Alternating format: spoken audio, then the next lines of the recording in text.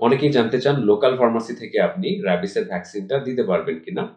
আবার অনেকে কমেন্ট করেছেন আমার বিভিন্ন র‍্যাবিস সংক্রান্ত ভিডিওগুলোতে। YouTube চ্যানেল দেন হচ্ছে Facebook পেজে আমি দেখেছি যে এই ২ টা টিকা যেটা হচ্ছে সরকারিভাবে দেয়া হয়, দেন হচ্ছে ফার্মাসিতে যেটা পাওয়া যায় সেটার মধ্যে বেসিক পার্থক্য কি? দেন এই ২ টার effectiveness টা কি একরকম কিনা? এই ধরনের কিন্তু অনেকের প্রশ্ন আমি দেখেছি। তো সেই ধারণাটি আজকে আমি ক্লিয়ার করার চেষ্টা করব। তো শুরুতেই মানে আমি যে জিনিসটা বলতে চাই যে এই ২ টা টিকার মধ্যে যেটা সরকারিভাবে দেয়া হয় সেটা, দেন ফার্মাসিতে যেটা পাওয়া যায় সেটা, মানে এর মধ্যে কোনো পার্থক্য নাই। টিকা কিন্তু একই। ঠিক আছে? এটা নিয়ে মানে ঘাবড়ানোর কিছু নাই। ২ টার effectiveness ও সেইম। তবে এখানে পার্থক্য হচ্ছে মানে এই যে টিকাগুলো মানে সরকারিভাবে যে সরকার আমাদেরকে প্রোভাইড করছে, সেগুলো কিন্তু আপনি আ দেখা যায় সাধারণ মানুষের পক্ষে কিন্তু এগুলো মানে এই টিকার খরচটা বহন করা সম্ভব না। দ্যাটস ওয়াই এগুলো হচ্ছে গভর্নমেন্ট কেস।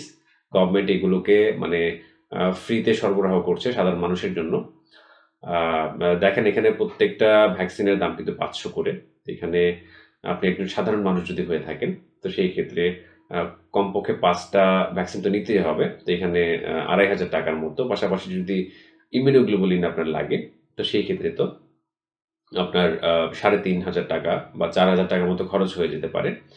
তো এই বিষয়টা মানে হচ্ছে যারা দেখা যায় মানে ফিন্যান্সিয়ালি দেখা যায় সাউন্ড যারা আছেন, স্টেবিলিটি যাদের আছে ফিন্যান্সিয়ালি, তো তারা যদি মনে করেন যে আমি সরকারি হাসপাতাল যেতে চাচ্ছি না, ওইখানে দেখা যায় লম্বা সিরিয়াল ধরতে হবে। আমি ফার্মাসি থেকে নিয়ে দিয়ে দিতে চাই। তো সেই ক্ষেত্রে আমি বলব যে আপনি ফার্মাসি থেকে দিতে পারেন, কোনো সমস্যা নেই।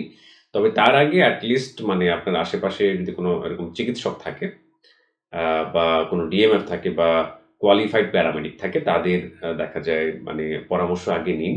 আর যেটা আমি সবসময় বলে আসছি যে কোনো কারণে মানে দেখা যায় এরকম আঁচড় বা কামড়ের যখনই শিকার হচ্ছেন আপনি, ওই সময়টা থেকেই মানে ওই সময়েই আপনি নিজেকে নিরাপদ দূরত্বে সরিয়ে আ আপনার যে আক্রান্ত স্থানটা আছে ভালো করে সাবান পানি দিয়ে ২০ মিনিটের মতো রানিং টেপ ওয়াটারে ধুতে হবে। ঠিক আছে?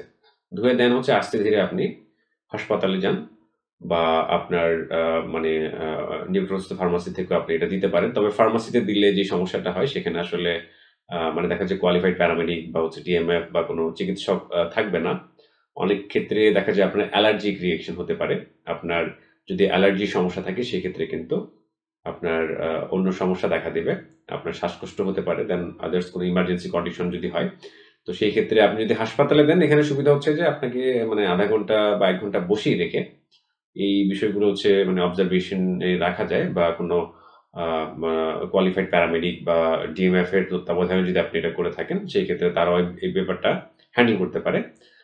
তো এটা একটু সিওর হয়ে নেবেন যে মানে যারা ফার্মাসিতে আছে সেখানে এট লিস্ট মানে কোয়ালিফাইড কেউ আছে কিনা যে কোনো একটা ইমার্জেন্সি যদি হয়ে যায় আপনার এই টিকা দেওয়ার ফলে সে সেটা ম্যানেজ করতে পারবে কিনা এই বিষয়গুলো কিন্তু আপনি একটু চেক করে তারপর হচ্ছে রাবিসের ভ্যাকসিনটা ফার্মাসি থেকে আপনি গ্রহণ করতে পারেন। তো এখানে আসলে অনেকগুলো ব্যাপার আছে।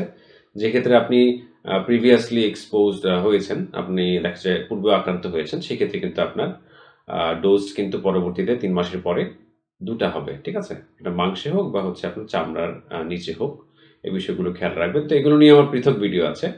আর প্লেলিস্টেও দেখা যায় আ আ রাবিসের একটা প্লেলিস্টই আছে আমার চ্যানেলে। সেটাতে ভিজিট করলে আপনারা পেয়ে যাবেন। তো সব কথা শেষ কথা হচ্ছে যে আপনার ফার্মাসির টিকা আর হচ্ছে সরকারিভাবে যে টিকাটা দেয়া হয় সেটার মধ্যে বেসিক কোনো পার্থক্য নাই। আপনি যদি ফিন্যান্সিয়ালি স্টেবল থাকেন সেই ক্ষেত্রে আপনি ফার্মাসি থেকেই টিকা দিতে পারবেন। তবে অবশ্যই একজন কোয়ালিফাইড প্যারামেডিক বা হচ্ছে ডিএমএফ বা কোনো চিকিৎসকের তত্ত্বাবধানে দিতে পারলে বেটার হয়। মানে কোনো ইমার্জেন্সি মানে কন্ডিশন হচ্ছে এড়াতে আরকি।